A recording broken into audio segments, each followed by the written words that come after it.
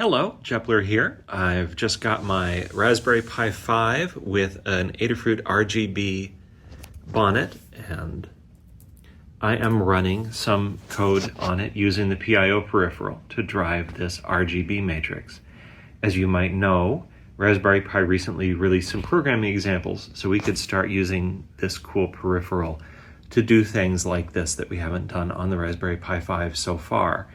This is a small panel at just 16 by 32 pixels, but I'm driving it with a bit depth of 10, which means the less intense colors over there on the left are pretty good, and we've got to ramp up to really bright white.